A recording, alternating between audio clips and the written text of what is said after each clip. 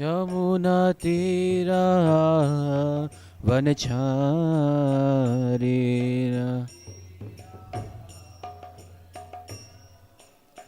यमुना तीरा वनचारी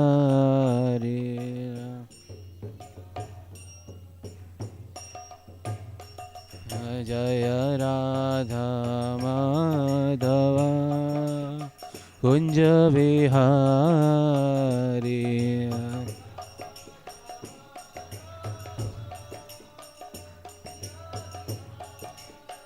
जय राधा माधव कुंज विहारी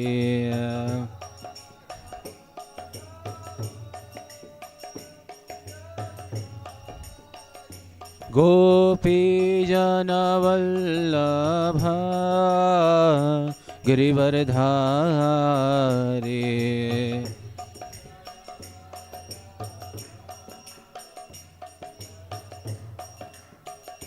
गोपी जनवल्लभा गिरिवरधारी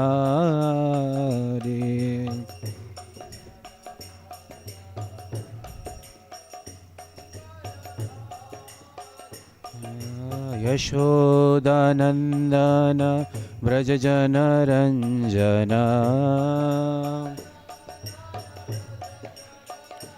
यशोदा नन्दन व्रजजनरञ्जन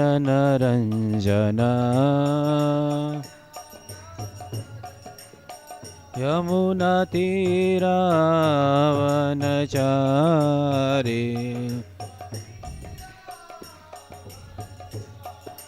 यमुना तीरा वनचारी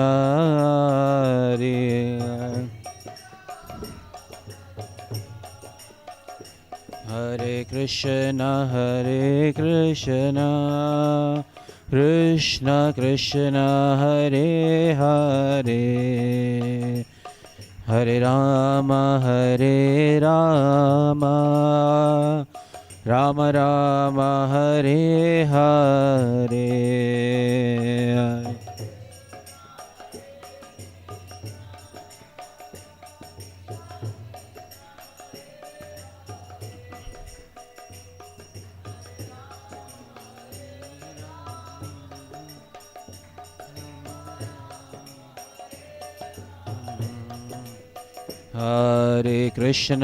हरे कृष्ण कृष्ण कृष्ण हरे हरे हरे राम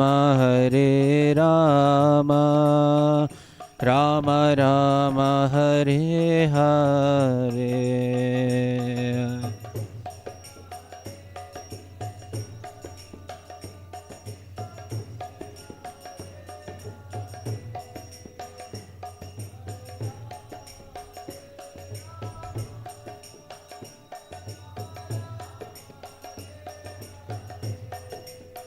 हरे Krishna Krishna Krishna Hare Hare Hare Ram Ram Ram Hare Hare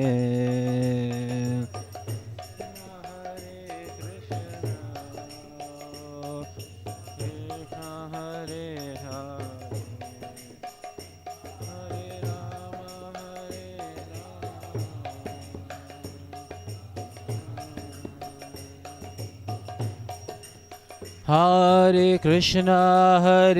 Krishna Krishna Krishna Hare Hare Hare Ram Ram Ram Hare Hare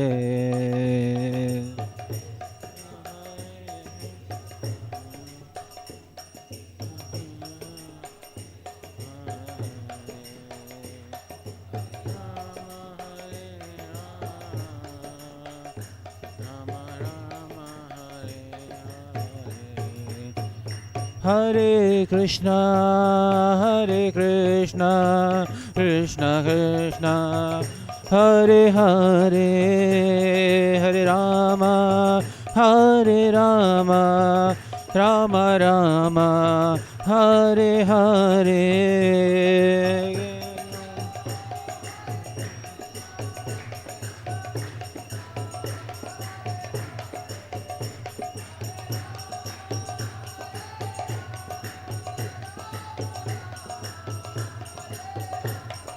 Hare Krishna,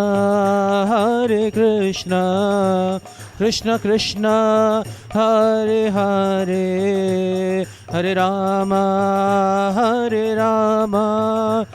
Rama Rama, Hare Hare.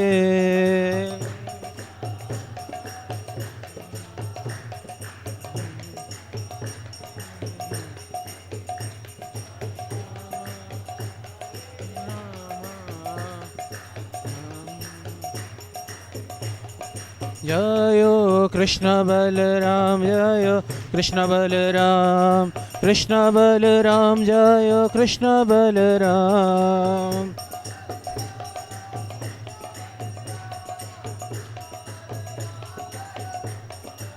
Jayo Radha Radhikaraman, Radha Radhikaraman, Shri Radhe.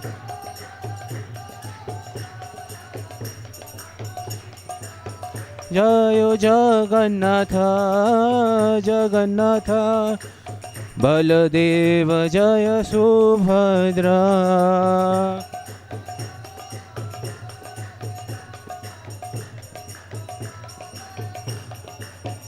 Jaya Gauranitai, Gauranitai, Gauranitai, Jaya Gauranitai.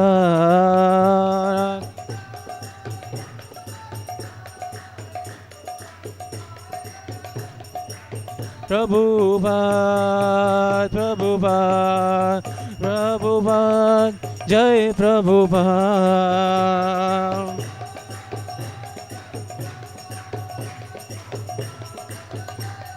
Nitai Gaur Hari Bol, Hari Bol, Hari Bol, Gaur Hari Bol.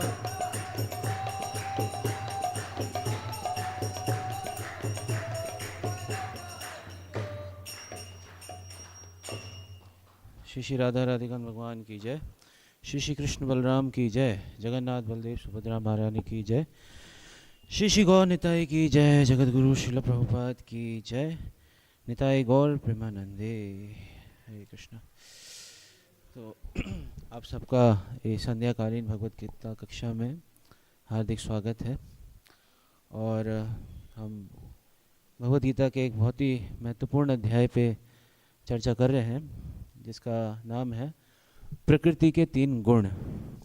प्रकृति के 3 गुण। और आज हम इस श्लोक पे चर्चा करेंगे, अध्याय 14 श्लोक संख्या 7।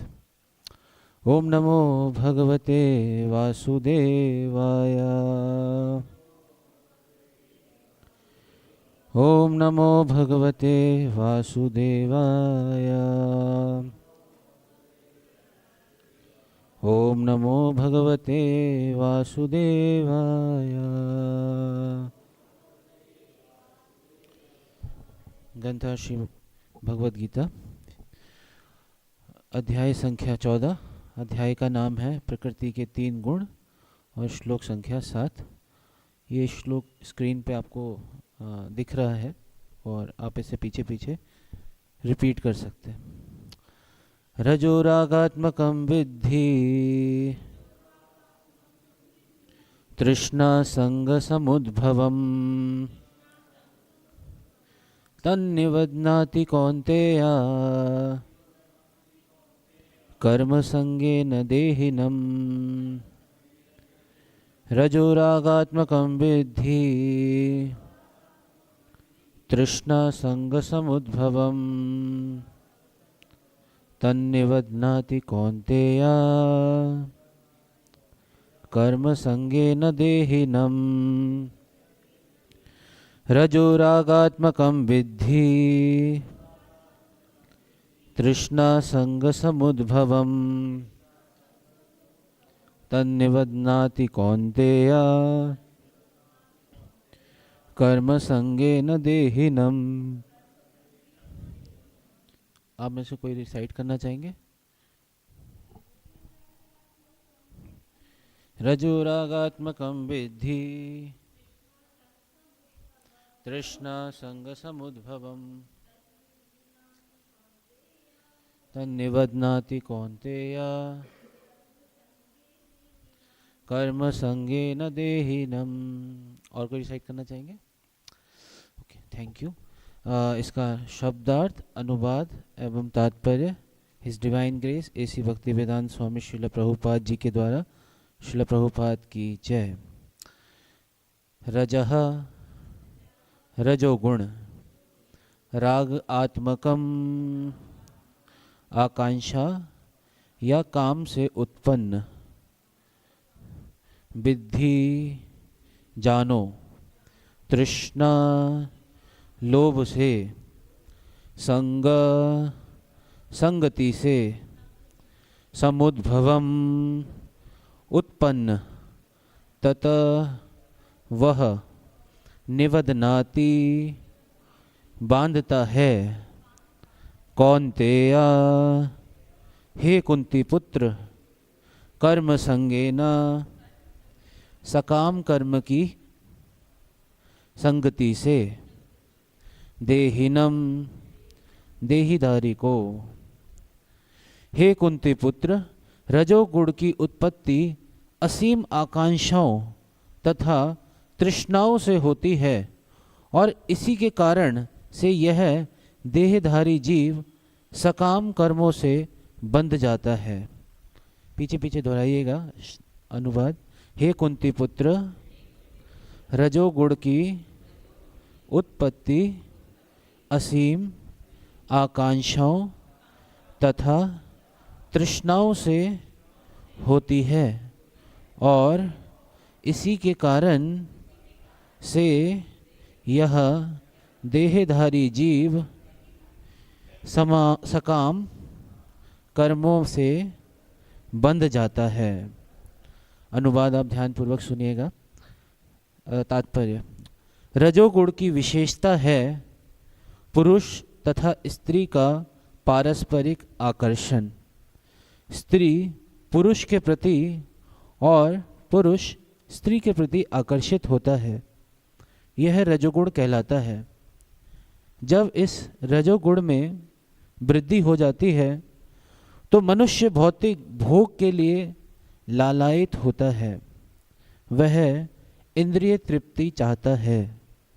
इस इंद्रिय तृप्ति के लिए वह रजोगुणी मनुष्य समाज में या राष्ट्र में सम्मान चाहता है और सुंदर संतान, स्त्री तथा घर सहित सुखी परिवार चाहता है। ये सब रजोगुण के प्रतिफल हैं। जब तक मनुष्य इनकी लालसा करना चाहता है तब तक उसे कठिन श्रम करना पड़ता है। अतः यहाँ पर स्पष्ट किया गया है कि मनुष्य अपने कर्म फलों से संबद्ध होकर ऐसे कर्मों से बंध जाता है। अपनी स्त्री, पुत्रों तथा समाज को प्रसन्न करने तथा अपनी प्रतिष्ठा बनाए रखने के लिए मनुष्य को कर्म करना होता है। अतएव सारा संसार ही न्यूनाधिक रूप से रजोगुणी है। आधुनिक सभ्यता में रजोगुण का मानदंड ऊंचा है। प्राचीन काल में सतोगुण को उच्च अवस्था माना जाता था। यदि सतोगुणी लोगों को मुक्ति नहीं मिल पाती तो जो रजोगुणी हैं उनके विषय में क्या कहा जाए। हम प्रार्थना करेंगे, आप लोग पीछे पीछे दोहराइएगा। ओम अज्ञानतिमिरान्धस्य ज्ञानञ्जनशलाकया चक्षुरुन्मिलितं येन तस्मै श्रीगुरुवे नमः।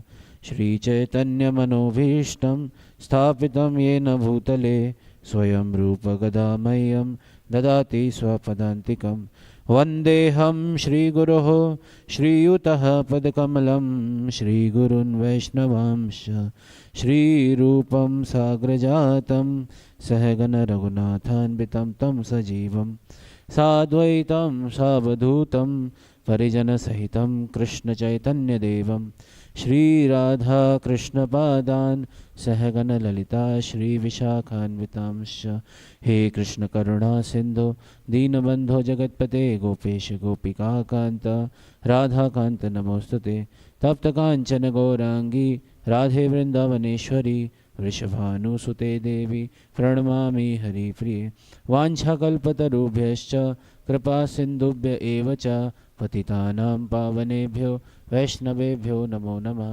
जय श्री कृष्ण चैतन्य प्रभु नित्यानंद श्री अद्वैत गदाधर श्रीवासादि गौर भक्तवृंद। हरे कृष्ण कृष्ण कृष्ण हरे हरे हरे राम राम राम हरे हरे। नमः ओं विष्णुपादाय कृष्ण पृष्ठाय भूतले श्रीमते भक्तिवेदांत स्वामिनिति नामिने।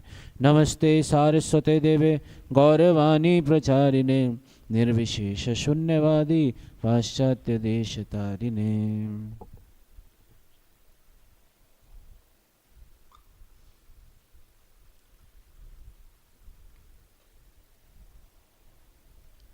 हरे कृष्णा। तो आप सभी का बहुत स्वागत है आज इस संध्याकालीन भगवत गीता कक्षा में। और बहुत ही महत्वपूर्ण विषय पे भगवान हम सबको नॉलेज दे रहे हैं, ये ज्ञान दे रहे हैं। ये 13 अध्याय से लेके अध्याय 18 तक का जो सेक्शन है वो ज्ञान योग कहलाता है। और इसमें भगवान हम सबको ये बता रहे हैं कि हमें किन किन चीज़ों का ध्यान रखना चाहिए। जैसे हम जाते हैं, बेसिकली हम अपने घर से निकलते हैं और हमने कोई डेस्टिनेशन सिलेक्ट किया कि हमें इस डेस्टिनेशन तक पहुंचना है, तो हम रास्ते में बहुत सारी चीज़ों का ध्यान रखते हुए जाते हैं कि हमें किधर मुड़ना है, किधर नहीं मुड़ना है, कौन सी रेड लाइट पे रुकना है, रेड लाइट पे रुकना है, बेसिकली रेड लाइट को जंप नहीं करना है। तो हम जब सारे नियमों का पालन करते हुए, जय श्री श्री राधा राधिका रमन जी की जय, कृष्ण बलराम की जय, जगन्नाथ बलदेव सुभद्रा महारानी की जय, श्री गौर निताई की जय, शिल प्रभुपाद की जय, निताई गौर प्रेमानंद। तो बेसिकली जब हम इन सारे नियमों का पालन करते हुए जाते हैं, जिसका भगवान हम सबको, तो जब हम इन सारे नियमों का पालन करते हुए जाते हैं तो हम अपनी डेस्टिनेशन तक एकदम सही सलामत सही ढंग से पहुंच जाते हैं। तो सिमिलरली भगवान ने हमें पिछले ही अध्याय में, पिछले 6 से लेके 7 से लेके 12 अध्याय तक हमें भक्ति योग के बारे में बहुत विस्तार में बताया। और भक्ति योग एक माध्यम है जिसके द्वारा हम आसानी से भगवान को प्राप्त कर सकते हैं।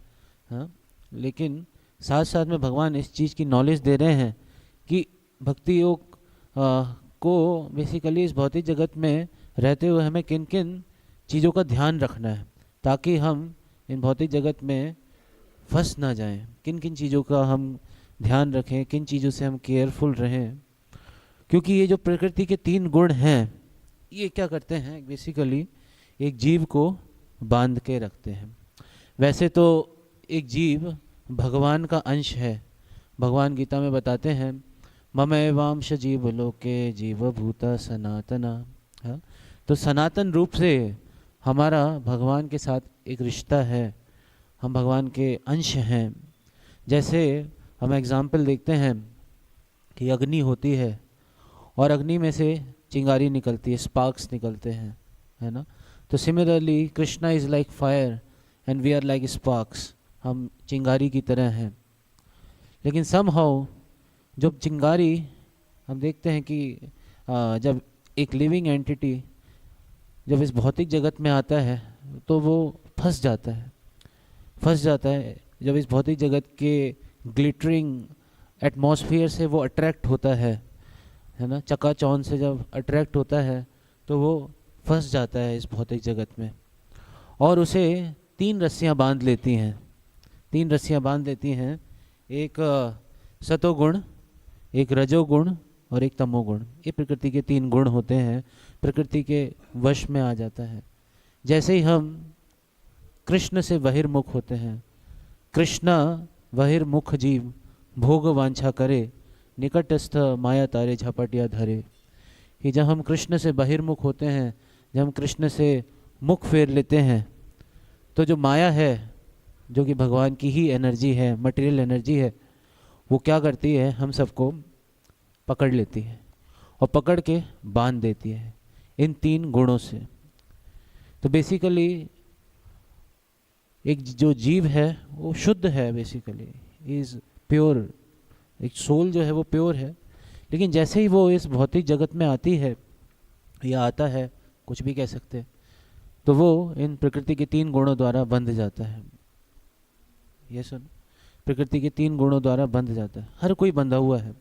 इसको इस तरीके से समझ सकते हैं कि अगर हम सतोगुण को देखें तो सतोगुण को में जो व्यक्ति है उसे समझ सकते हैं कि वो सोने की चेन से बंधा हुआ है। It's just like he is bound by the golden chain. अगर कोई रजोगुण में है तो इसे ऐसे समझ सकते हैं कि वो चांदी की चेन से बंधा हुआ है, और अगर कोई तमोगुण में है तो उसे ऐसे समझ सकते हैं कि वो लोहे की चेन से बंधा हुआ है। लेकिन बंधे हुए तो तीनों ही हैं, ये सुनो। लेकिन फिर भी अभी हमने पिछले ही श्लोक में इसको पढ़ा होगा कि यहाँ पे जो सतोगुण वाला जो सतोगुण है उसे सबसे उत्तम समझा जाता है। ये सतोगुण का बेसिकली जो सिम्टम होता है, जो उसके लक्षण होते हैं, उसमें व्यक्ति ज्ञान में रहता है, ज्ञान होता है उसे, ज्ञान होता है उसे सतोगुण में। तो वो एटलीस्ट प्रभुपाद जी इन पर्पट्स में बताएंगे कि एटलीस्ट एक व्यक्ति को चाहिए कि वो एटलीस्ट सतोगुण में आए, सतोगुण में आए। और इसे इस तरीके से भी समझ सकते हैं कि जैसे सतोगुण में आना, एक जैसे हम हवाई जहाज में बैठते हैं तो जो रनवे होता है, रनवे, तो हवाई जहाज रनवे पे टेक ऑफ करता है, वहाँ से और वहीं पे लैंड करता है। तो सतोगुण में आना एक तरीके से रनवे पे जाने के समान है। या कोई व्यक्ति रनवे पे आता है तो फिर वहाँ से सतोगुण को भी पार करके वो शुद्ध सत्व में जा सकता है या विशुद्ध सत्व में जा सकता है। क्योंकि जो सतोगुण है उसमें भी कंटेमिनेशन रहता है रजोगुण और तमोगुण का। अभी आगे भगवान इसकी बहुत विस्तार में चर्चा करेंगे कि जो सतोगुण है, रजोगुण है और तमोगुण है, इन तीनों में कंपटीशन चलता रहता है, तीनों में ही कंपटीशन चलता है। कभी सतोगुण हाई हो जाता है तो रजोगुण और तमोगुण हार जाते हैं, कभी रजोगुण जीत जाता है तो तमोगुण और सतोगुण हार जाते हैं, और कभी तमोगुण किसी व्यक्ति पे हावी हो जाता है तो सतोगुण और रजोगुण ढीले पड़ जाते हैं। तो इस तरीके से हम देख सकते हैं कि हमारे जीवन में भी ये मोड्स, और बेसिकली इस भगवान इस चीज़ का बहुत गहरा एनालिसिस इसलिए कर रहे हैं क्योंकि पिछले ही अध्याय में भगवान ने एक बहुत ही महत्वपूर्ण श्लोक बोला था 13वें अध्याय में। उसमें भगवान बताते हैं, कारणम गुण संगो अस्या सद असद योनि जन्मसु। कारणम गुण संगो से प्रकृति पुरुषः प्रकृतिस्थो ही भुंक्ते प्रकृति जान गुणान। कारणम गुण संगो अस्या सद असद योनि जन्मसु। तो भगवान बताते हैं कि पुरुषः प्रकृति स्थो ही, जब पुरुष या एक जो जीवात्मा है और प्रकृति आपस में आते हैं, पुरुषः प्रकृति स्थो भुंक्ते प्रकृति जान गुणान, और जब एक व्यक्ति इन 3 मोड्स के एसोसिएशन में आता है, कारणम गुण संगो अस्य, इन 3 गुणों का संग करने की वजह से वो क्या होता है, सद असद योनि जन्मसु। कभी सद योनि कभी असद योनि, कभी ऊंची योनि कभी नीची योनि, कभी ऊंची योनि कभी नीची योनि, इन योनियों में जाता है। इसी को भगवान आगे चल के बताएंगे, ऊर्ध्वम गच्छन्ति सत्वस्था मध्ये तिष्ठन्ति राजसा जगन्य गुण वृत्तिस्था अधो गच्छन्ति तामसा। कि बेसिकली भगवान इसमें बताएंगे कि अगर कोई सतोगुण में स्थित होता है तो वो ऊपर की तरफ जाता है, ऊपर के लोगों की तरफ जाता है। रजोगुण वाला व्यक्ति यहीं स्थित रह जाता है और तमोगुण वाला व्यक्ति जो है वो नीचे की तरफ जाता है। तो ये जो रजोगुण है, ये हम देखते हैं कि यहाँ पे प्रभुपाद जी बता रहे हैं कि अगर सतोगुण वाले का उद्धार नहीं हो सकता, सतोगुण वाले को मुक्ति नहीं मिल सकती, तो रजोगुण वाले के विषय में और तमोगुण वाले के विषय में क्या ही कहा जाए। उनका वो तो बड़े गहरे पानी में है, एक तरीके से समझ सकते हैं। तो रजोगुण के यहाँ पे लक्षण बताए गए हैं। रजो रागात्मकम विद्धि, रागात्मकम मतलब अटैचमेंट, हाँ, रागात्मकम मतलब तृष्णा संग समुद्भवम, रागात्मकम, राग, राग मीन्स अटैचमेंट, बहुत गहरी अटैचमेंट हो जाती है राग। तो हम देखते हैं ग्रंथियाँ, बहुत सारी ग्रंथि, ग्रंथि इस तरीके से आप समझ सकते हो, नॉट, नॉट जो लगाते हैं हम, जैसे हाँ, गठबंधन होता है या फिर नॉट होती है, तो that is sufficient to bind us in this material world, ये सफिशिएंट है हम सबको इस भौतिक जगत में बांधने के लिए। तो हम सबका भी इस भौतिक जगत से एक गहरा गठबंधन हो गया है, जिसको हम इस मनुष्य जीवन का उपयोग, सही उपयोग करके ही उसको खोल सकते हैं और अपने डेस्टिनेशन को प्राप्त कर सकते हैं। तो इन ग्रंथियों को खोलने के लिए ग्रंथ की आवश्यकता है। तो ग्रंथ या शास्त्र या शस्त्र, सबका उद्देश्य क्या होता है? इन ग्रंथियों को काटना। शस्त्र और शास्त्र एक ही शस्त्र धातु से आए हैं, मतलब वन मीन्स कट, कटिंग। और गीता के 15वें अध्याय में भगवान इस चीज़ को बताते हैं कि जो हमारी है ना, असंग शस्त्रेण दृढ़ेन छित्वा, इस चीज़ को भगवान बताते हैं कि न अश्वत्थमेनम सुविरूढ़ मूलम असंग शस्त्रेण दृढ़ेन छित्वा। तो ये जो अटैचमेंट्स हैं, इसको हमें काटना चाहिए। अटैचमेंट, बहुत गहरी गहरी अटैचमेंट हो जाती है हमारी इस भौतिक जगत में, हर छोटी छोटी चीज़ से अटैचमेंट हो जाती है। किसी को गाड़ी से अटैचमेंट हो जाती है, किसी को अपने फ़ोन से, हर छोटी छोटी चीज़ से अटैचमेंट हो ही जाती है हमें, हम देख सकते हैं। लेकिन इस चीज़ को समझना चाहिए कि अगर छोटी सी भी अटैचमेंट रह गई तो that is sufficient to bring us back to this material world. मैं एक लेक्चर में सुन रहा था, उसमें बता रहे थे कि अगर किसी एक व्यक्ति की एक चॉकलेट खाने की भी इच्छा रह गई तो फिर से उसे उस भौतिक जगत में उसे आना पड़ेगा, फिर से एक माता के गर्भ में प्रवेश करना पड़ेगा और 9 महीने एक वूम में रहना पड़ेगा, और फिर से हम समझ सकते हैं कि birth, death, old age, disease सब फ्री में मिलेंगे हम सबको, जन्म, मृत्यु, जरा, व्याधि। तो अगर इस भौतिक जगत में एक छोटी सी भी हमारी आसक्ति रह गई या अटैचमेंट रह गई तो ये अटैचमेंट्स रजोगुण के कारण होती है। तो रजोगुण एक बहुत ही खतरनाक गुण है जो कि हमें बांध के रखता है। तो यहाँ पे लिख रहे हैं कि असीम आकांक्षाएं, बहुत सारी मटेरियल डिज़ायर्स होती हैं, बहुत सारी material desire, so many material desires to enjoy in this material world. Actually हम आए इसीलिए भगवान से अलग होके एंजॉय करने के लिए, ये सुनो। तो बेसिकली यहाँ पे तृष्णा, तृष्णा की बात चली। तृष्णा मतलब होता है प्यास, प्यास, बहुत ज़्यादा एक व्यक्ति को प्यास है, वो अपनी सिचुएशन से कभी सेटिस्फाई नहीं है, he is never satisfied with this situation. जो उसे प्राप्त हुआ है उससे कभी सेटिस्फाइड नहीं है। इसको इस तरीके से समझ सकते हैं बेसिकली, जैसे इसे मृग तृष्णा आपने सुना होगा, मिराज। जो मिराज होता है, जैसे हम कभी सड़क पे भी देखते हैं, जब अभी गर्मियों के दिन आएंगे तो बहुत तेज़ धूप पड़ेगी तो एकदम ज़मीन पे आपको दूर से दिखेगा पानी सा कुछ दिख रहा है, दिखता है ना पानी जैसा, लेकिन अब थोड़ा पास में जाओ तो वो पानी गायब हो जाता है, फिर थोड़ा और दूर दिखेगा कि कुछ शाइन कर रहा है पानी जैसा। तो सिमिलरली रेगिस्तान में जो एक जानवर होता है उसे बहुत प्यास लगती है, ही बिकम्स वेरी वेरी थ्रस्टी, बहुत प्यास लगती है।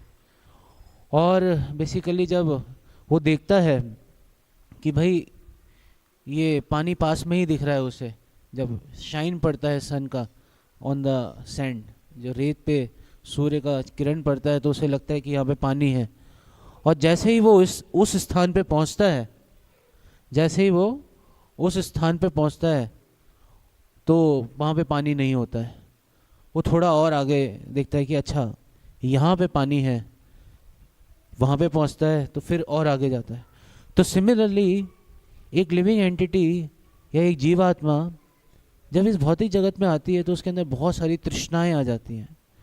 वो ये सोचता है कि इस पर्टिकुलर सिचुएशन को मैं प्राप्त कर लूँगा तो मैं सेटिस्फाई हो जाऊँगा, लेकिन वो उस पर्टिकुलर सिचुएशन पे जाता है, उस पर्टिकुलर सिचुएशन पे जाता है, पहुंचता है तो सोचता है कि ए पॉइंट पे मैं पहुंच गया, अच्छा मैं बी पॉइंट पे पहुंच जाऊंगा मैं पक्का सेटिस्फाई हो जाऊंगा। लेकिन जैसे ही वो बी पॉइंट पे पहुंचता है तो उसे दिखता है कि अब मैं सी पॉइंट पे पहुंच जाऊंगा, मैं पक्का सेटिस्फाई हो जाऊंगा। तो इस तरीके से हमेशा उसकी जो तृष्णा है वो कभी भी शांत नहीं होती है। ये सुनो, इस चीज़ को ऐसे समझ सकते हैं। तो अनेकों अनेकों तृष्णाएं तन निवदनाती, और ये सब क्या करती हैं, एक लिविंग एंटिटी को बांध के रखती हैं ये तृष्णाएं, कि he can never become satisfied, क्योंकि ही डजेंट नो कि हाउ टू बिकम सेटिस्फाइड। उसे सही तरीका नहीं पता है कि कैसे सेटिस्फाई होना है, कैसे सेटिस्फेक्शन, रियल सेटिस्फेक्शन कैसे मिल सकता है। क्योंकि भौतिक जगत में हम देखते हैं कि जो भी चीज़ें हैं वो लिमिटेड हैं। So many things are there, but सब चीज़ें हैं, लेकिन एक व्यक्ति जो कि रजोगुण में है, उसके अंदर लोभ है, काम है, ये सब चीज़ें हैं, तो उसे चाहे कितना ही मिल जाए वो कभी भी अपनी पोजीशन से सेटिस्फाई नहीं रहता है। इसमें प्रभुपाद जी बता रहे हैं कि हमेशा इस भौतिक समाज में कंपटीशन चलता रहता है कि मेरे को इससे आगे निकलना है, मेरे को इससे आगे निकलना है, मेरे को इससे आगे निकलना है। तो हमेशा एक कंपटीशन चलता रहता है, always a competition going on, कि हमें कैसे अपना स्टेटस को मेंटेन करके रखना है, स्टेटस बना के रखना है जी, है ना। पड़ोसी ने मर्सिडीज़ खरीदी है तो हमारे घर में भी मर्सिडीज़ होनी चाहिए। ये सुनो, पड़ोसी का बच्चा आईआईटी में गया है तो मेरा बेटा एमआईटी में जाएगा, अमेरिका में पढ़ने जाएगा। तो like that so many competition is going on, status को, है ना, हर कोई इसी के पीछे भाग रहे है ना। और इस चक्कर में अब देखिए कि फिर कितने सारे प्रयास करने पड़ेंगे। ये सुनो, so many efforts one has to do to maintain his status को। ये सुनो, उसे ये नहीं कि अभी जी मैं अभी नंबर 1 पे चल रहा हूँ, मैं कहीं नंबर 2 पे ना आ जाऊँ, तो उसे कितनी मेहनत करनी पड़ेगी कि इज़ नॉट सेटिस्फाइड। ये सुनो, इस तरीके से हम देख सकते हैं। एक बार 2 पड़ोसी होते हैं, और शायद आपने ये स्टोरी सुनी हो। तो 2 पड़ोसी होते हैं, तो उसमें क्या होता है कि एक पड़ोसी के पास एक जिन आ जाता है, और जो जिन वाला पड़ोसी होता है, जिसके पास जिन आ जाता है, जिन समझते ना, अलादीन का जिन, तो जिन आ जाता है, तो वो पड़ोसी जो होता है जिसके पास जिन आ जाता है, वो जिन कहता है कि जो तुम्हारी इच्छा हो वो मैं पूरी करूँगा। तो जिन कहता है कि ठीक है ना, जो मेरा पड़ोसी लाए उसका डबल मेरे को देना, जो मेरा पड़ोसी लाए उसका डबल मेरे को देना। तो अभी जो मिस्टर ए होते हैं वो एक मर्सिडीज़ कार खरीद के लाते हैं, और जो मिस्टर जिन वाले होते हैं इनको 2 मर्सिडीज़ कार आ जाती हैं। तो जो मिस्टर ए होते हैं वो बड़ा परेशान हो जाते हैं कि भाई इनके पास एक और मेरे पास एक, इसके पास 2। फिर वो एक घर बनाते हैं मिस्टर ए, तो इनके 2 घर बन जाते हैं। और बेसिकली इस तरीके से जो मिस्टर जिन होते हैं वो बड़ा खुश हो रहे होते हैं, लेकिन मिस्टर ए जो होते हैं अंदर ही अंदर क्या हो रहे हैं, जल रहे हैं कि भाई मेरे पास एक, इसके पास 2, इस तरीके से। और उनके अंदर इतना ज़्यादा एनवियसनेस आ जाता है कि उन्हें पता चलता है कि इसके पास एक जिन है, कि इसने बोल रखा है कि जी इसके पास जो है उसका डबल मेरे को मिले, तो क्या करो। वो क्या करता है, एक व्यक्ति जो मिस्टर ए होता है वो कहता है कि वो अपनी एक आँख फोड़ लेता है, अपना एक हाथ तोड़ लेता है और अपनी एक टांग तोड़ लेता है। तो जो मिस्टर जिन वाला होता है उसके दोनों आंखें फूट जाती हैं, और दोनों हाथ टूट जाते हैं, और दोनों पैर भी टूट जाते हैं। तो इस तरीके से वो इतना एनवियस होता है कि भाई मेरा स्टेटस को मेंटेन नहीं हो रहा तो भाई दूसरे को नीचे गिराओ। तो यही भौतिक समाज में चल रहा है कि कैसे हम अपना स्टेटस को मेंटेन करें, और इसलिए हर कोई एकदम गधा बना हुआ है। एवरीवन इज गधा कह सकते हैं। थोड़े हार्ड वर्ड्स हैं, लेकिन शास्त्रों में यही बोला गया है कि जो everyone is trying to become donkey. तो एक भजन भी है, उसमें बताया गया है कि जड़ विद्या या तो मायार वैभव जीवेर बनाए गधा।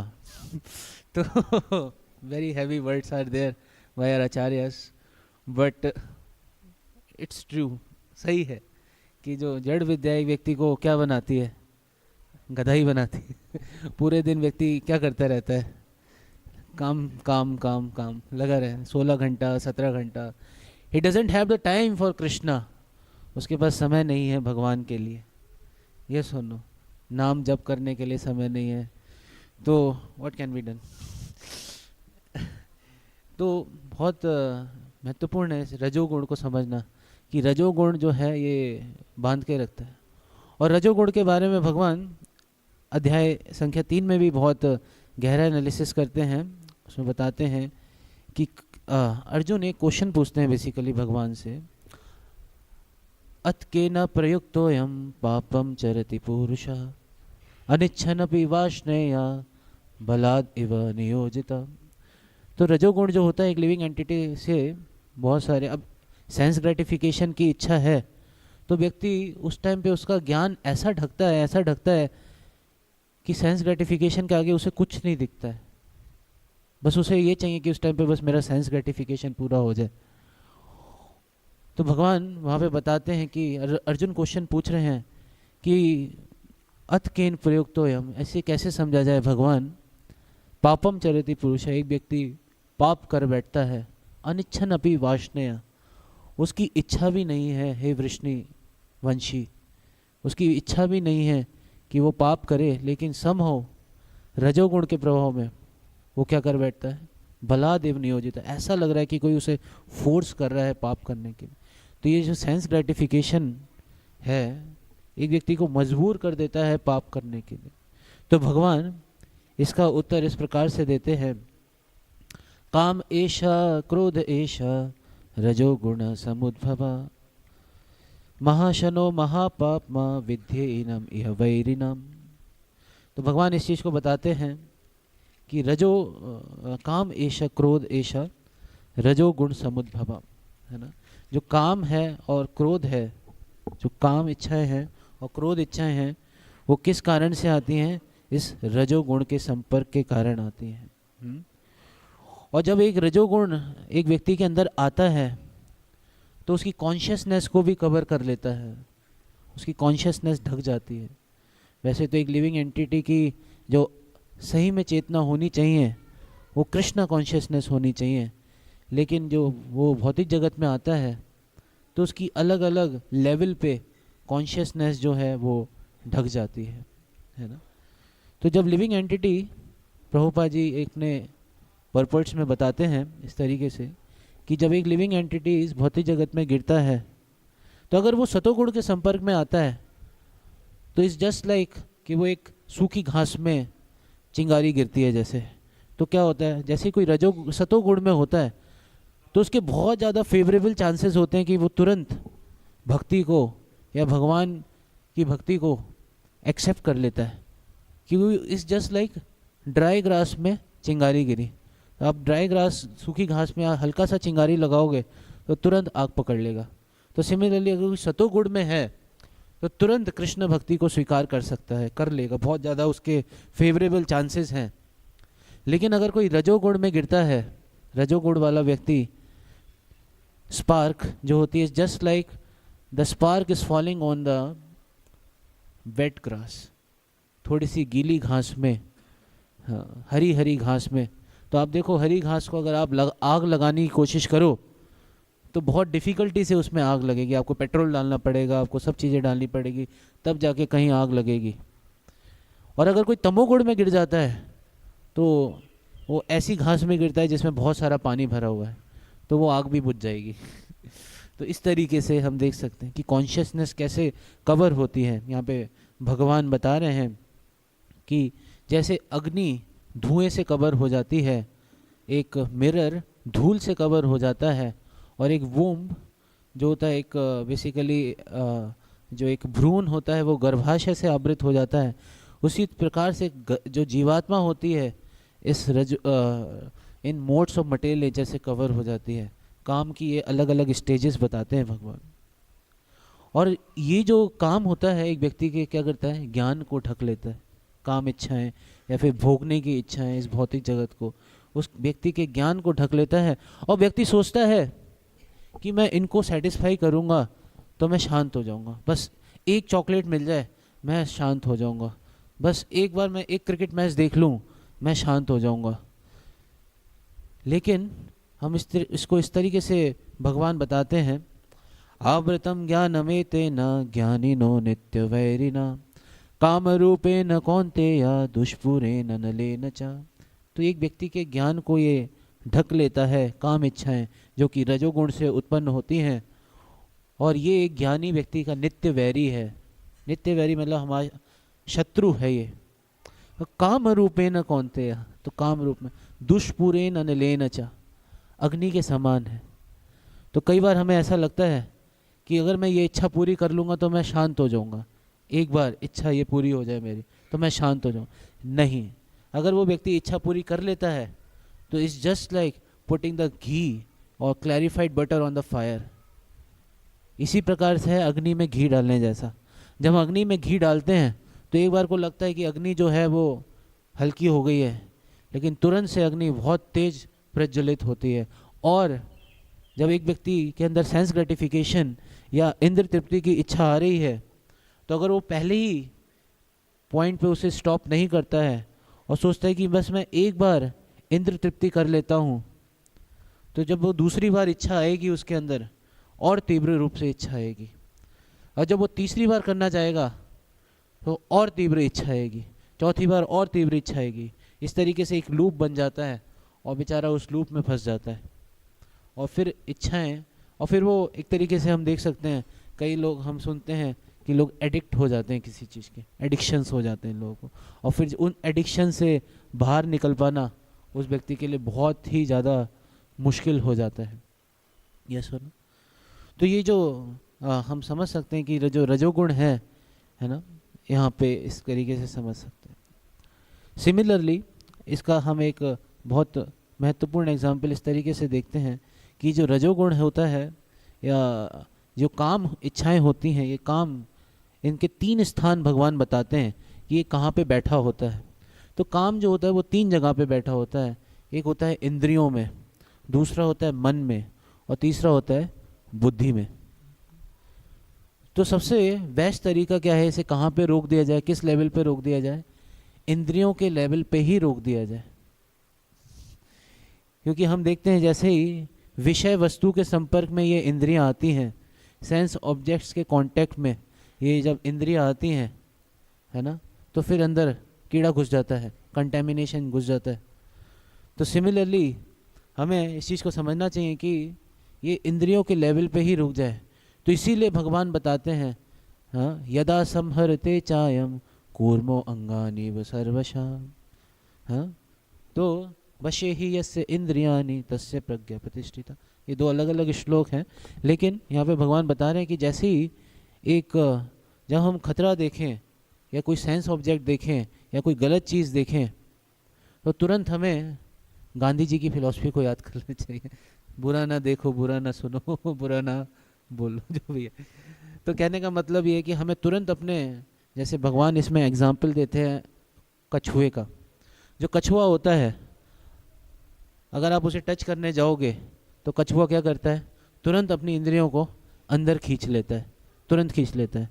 तो सिमिलरली एक जो भक्त होता है, जब वो बाहर ऐसे खतरा देखता है तो क्या करता है, तुरंत अपनी इंद्रियों को अंदर खींच लेता है। ये सुनो, तो इसीलिए हमें इंद्रियों के लेवल पे ही इसको रोक देना चाहिए। लेकिन हम श्रीमद् भागवतम में एक बहुत महत्वपूर्ण उदाहरण देखते हैं अजामिल का। आप सबने अजामिल के बारे में सुना होगा। अजामिल एक बहुत ही कुशल ब्राह्मण था, एक ब्राह्मण परिवार से था। उसके पिताजी ने उसे बहुत अच्छी शिक्षाएं दी थी, शालिग्राम शिला की वर्शिप भी करता था। एक बार पिताजी ने उसे वर्शिप करने के लिए जंगल में भेजा, लकड़ी लाने के लिए कि वर्शिप करनी है, और लकड़ी मंगाया जंगल से। लेकिन जंगल में एक 4th क्लास पर्सन और एक 4th क्लास वुमेन जो थे वो आपस में एम्ब्रेस कर रहे थे। और जब अजामिल ने इस चित्र को देखा और इस चीज़ को देखा, तो अजामिल जो था उसके अंदर कंटेमिनेशन आ गया, उसके अंदर कंटेमिनेशन आ गया।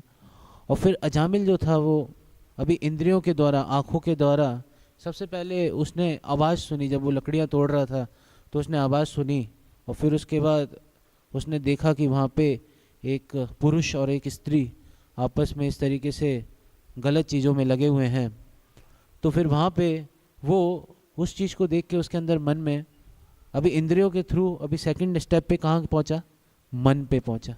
तभी वो मन पे क्या कर रहा है, बार बार उसी दृश्य का चिंतन किए जा रहा है, चिंतन किए जा रहा है और बार बार सोच रहा है। और इस तरीके से हम देख सकते हैं कि उसके अंदर काम इच्छा उत्पन्न हो जाती है और बहुत ही दृढ़ काम इच्छा उत्पन्न हो जाती है। और फिर उसके बाद हम देखते हैं कि कैसे वो जो अजामिल होता है अपने घर पे आता है और घर पे आने के बावजूद भी वो उसी चीज़ का चिंतन कर रहा है, उसी चीज़ के बारे में सोच रहा है जो उसने गलत दृश्य बाहर देख लिया था और उसने किसी को शेयर भी नहीं करा। वो अपने मन में ही इस चीज़ को सोचे जा रहा है, सोचे जा रहा है। तो उसके अंदर एक बहुत ही प्रबल इच्छा आती है कि मेरे को भी उस प्रोस्टिट्यूट का संग करना चाहिए। तो वो उस प्रोस्टिट्यूट को अपने घर पे ले आता है। अजामिल की एक बहुत ही कह सकते हैं संस्कारी पत्नी होती है और उसके माता पिता होते हैं। वो सबको घर से बाहर निकाल देता है अजामिल और फिर सारे तरीके के गलत कार्यों में लग जाता है। वो चोरी करने लगता है, वो डकैती करने लगता है, वो मदिरा पान करने लगता है, वो मांसाहार करने लगता है, सारे प्रकार के गलत कार्यों में लग जाता है because of that association of the prostitute, उस वैश्या का संग के कारण।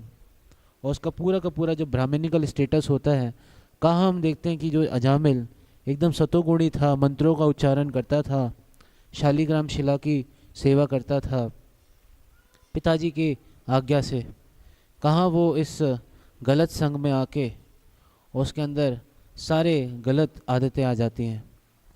समा उधर अजामिल जो होता है उसने बिकॉज बचपन में अपने पिताजी की निर्देशन में भक्ति की होती है, तो उसे बाद में उसके घर पे कुछ ऋषि लोग आते हैं और उसके जो सबसे छोटा बेटा होता है उसका नाम नारायण रख देते हैं। अब ये जो अजामिल होता है इसे अपने पुत्र से बहुत आसक्ति होती है। सबसे छोटा पुत्र होता है नारायण, तो हमेशा अपने पुत्र को बुलाता रहता था, नारायण इधर आओ, नारायण खाना खाओ, नारायण पानी पियो, नारायण सो जाओ। इस तरीके से हमेशा वो नारायण नारायण नारायण पुकारता रहता है। जब वो इस तरीके से नारायण नाम पुकार रहा होता है तो साथ ही साथ जो अजामिल होता है वो शुद्ध हो रहा होता है। फिर बाद में हम देखते हैं कि कैसे जब अजामिल का अंत समय आता है तो उसे लेने के लिए यमदूत आते हैं। 3 यमदूत आते हैं। 3 का बहुत गहरा सिग्निफिकेंस है। 3 ही यमदूत क्यों आते हैं? क्योंकि एक जो जीवात्मा होती है वो पाप 3 माध्यम से करती है। एक करती है मन वाणी के द्वारा, एक करती है मन के द्वारा और एक करती है शरीर के द्वारा, बॉडी माइंड एंड वर्ड्स। तो इसीलिए 3 यमदूत आते हैं। लेकिन जब अजामिल को पकड़ने के लिए ऐसे 3 यमदूत आते हैं तो अजामिल जोर से पुकारता है नारायण, अपने पुत्र को पुकार रहा होता है और तभी वहाँ पे 4 विष्णुदूत प्रकट हो जाते हैं। और फिर अजामिल जो होता है इन दोनों का कन्वर्सेशन सुनता है, विष्णुदूतों का और यमदूतों का, और फिर समहाउ अजामिल जो होता है वो बच जाता है विष्णुदूतों की कृपा से। और फिर बाद में अजामिल को अपनी गलतियों का पता चलता है कि भाई मैं कितनी गलत चीज़ों में लग गया था और उसे बहुत पश्चाताप होता है। जब वो सही ज्ञान में आता है, फिर से भक्तों के संग में आता है, विष्णुदूतों के संग में आने से उसे सही ज्ञान हृदय में प्रकाशित हुआ और उसे समझ में आया कि भाई मैं क्या था, कहाँ मैं शालिग्राम शिला की सेवा करता था, कहाँ मैं मंत्रों का उच्चारण करता था, कहाँ मैं गलत संग के कारण इस गलत चीज़ों में लग गया और कितने सारे पाप कार्य किए मैंने इंद्र तृप्ति के वजह से। मैंने ये भी नहीं सोचा कि क्या सही है और क्या गलत है। तो जब अजामिल को इन विष्णु दूतों का संग प्राप्त हुआ, जैन भक्तों का संग प्राप्त हुआ, तो उससे पता चला कि भाई मैं कितना गलत था और मेरे को ये सब चीज़ें नहीं करनी चाहिए थी। और फिर वो बहुत रिपेंट करता है, बहुत पश्चाताप करता है और फिर पश्चाताप करने के लिए वो हरिद्वार जाता है और हरिद्वार जाके वहाँ पे बहुत गहरी तपस्या करता है और बहुत भगवान के नामों का हमेशा चिंतन करता है, नामों का उच्चारण करता है। हरे कृष्णा कृष्ण कृष्ण हरे हरे, हरे राम राम राम हरे। तो इस तरीके से हमेशा वो भगवान के नामों का उच्चारण करता हुआ फिर दोबारा जब उसका इस तरीके से भक्ति कंप्लीट होता है तो उसे पुनः विष्णु दूत आते हैं लेने के लिए और फिर वो भगवान के धाम जाता है। तो हम देख सकते हैं कि जो रजोगुण है ये कितना खतरनाक है। इसमें बता रहे हैं कि हर कोई इस रजोगुण द्वारा प्रभावित है। हर कोई चाहता है कि मैं अपना स्टेटस बढ़ाऊं, लेकिन स्टेटस बढ़ाने के चक्कर में वो अपना बहुत ही महत्वपूर्ण समय जो कि भगवान की सेवा में लगा सकता है ना। हमारे जीवन का लक्ष्य होना चाहिए always remember Krishna, never forget Krishna.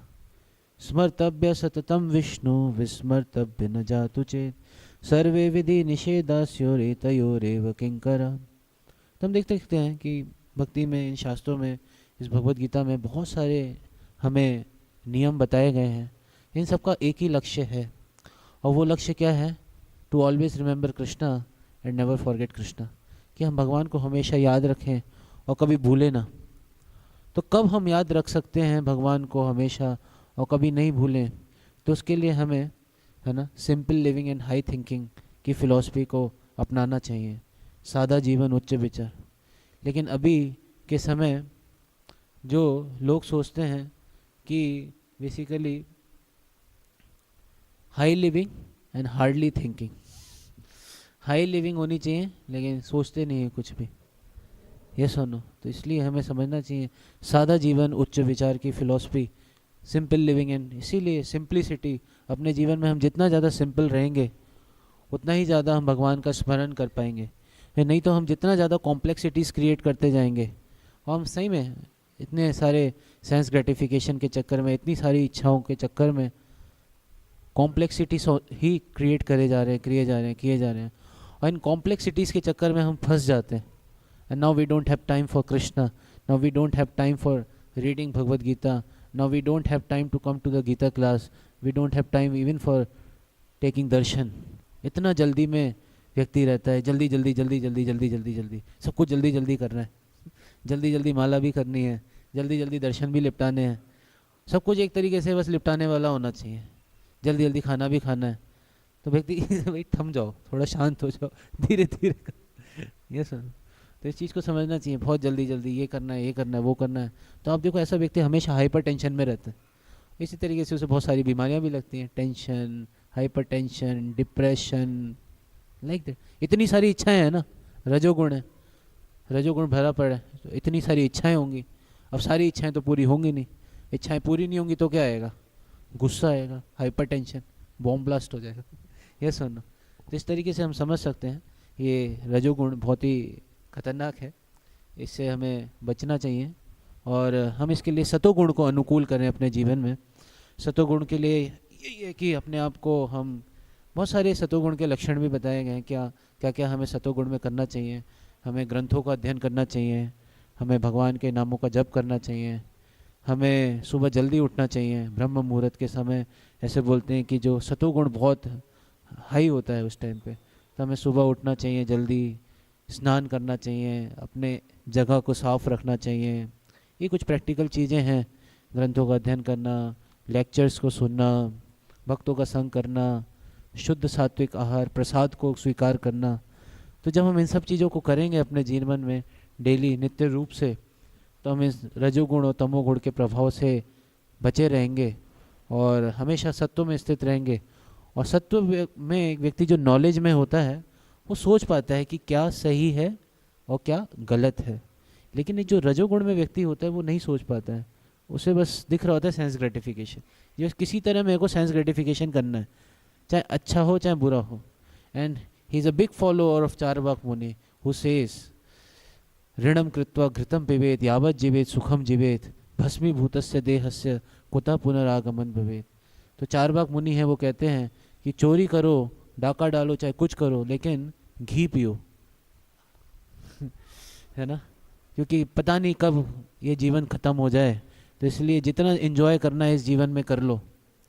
तो इसलिए हमें समझना चाहिए कि मनुष्य जीवन किस लिए मिला है, इसके लक्ष्य को हम जाने, कहीं हमारे से ये लक्ष्य ना खो जाए जो कि कृष्ण है, हमारा गोल वो ना खो जाए। तो इसलिए रजोगुण और तमोगुण को साइड फेंक के हमें सतोगुण को अनुकूल करना चाहिए, और सतोगुण को भी जम करके हमें शुद्ध सत्व में जाना चाहिए। और तब कृष्णा उस वसुदेव सत्व या शुद्ध सत्व में कृष्णा प्रकट होते हैं। ठीक है, तो ये बहुत ही महत्वपूर्ण है, हम सबको समझना चाहिए। इस रजोगुण से हम बच कर रहें, रजोगुण और तमोगुण के प्रभावों से, और ऐसे लोगों से भी बच के रहें जो रजोगुण और तमोगुण में हैं, क्योंकि ऐसे लोगों का हम संग करेंगे तो हमारे अंदर भी, जैसे कोई व्यक्ति, किसी को कोई बीमारी होती है, तो अगर हम उसका संग करते हैं, जैसे 2020 में या 19 में कोविड नाम की एक बीमारी आई थी, तो अगर कोई व्यक्ति उसके संपर्क में आता है तो उसको भी क्या हो जाता था, कोविड हो जाता था। तो सिमिलरली अगर कोई व्यक्ति रजोगुण और तमोगुण में है, तो अगर हम उसका संग करेंगे तो हमारे अंदर भी वैसे ही इच्छाएं आ जाएंगी सेंस ग्रेटिफिकेशन की, रजोगुणी और तमोगुणी। तो ऐसे लोगों से भी बचना चाहिए। इसीलिए हमें भक्तों का संग करना चाहिए सदैव, नित्य रूप से, और अपने जीवन के लक्ष्य को हमेशा याद रखना चाहिए और आगे बढ़ते रहना चाहिए। हरे कृष्ण। श्रील प्रभुपाद की जय। ग्रंथ श्रीमद् भगवद गीता की जय। किसी को कोई प्रश्न, कोई जिज्ञासा? नहीं? ओके, धन्यवाद। आप सबने बहुत ध्यानपूर्वक श्रवण करा। श्रील प्रभुपाद की जय।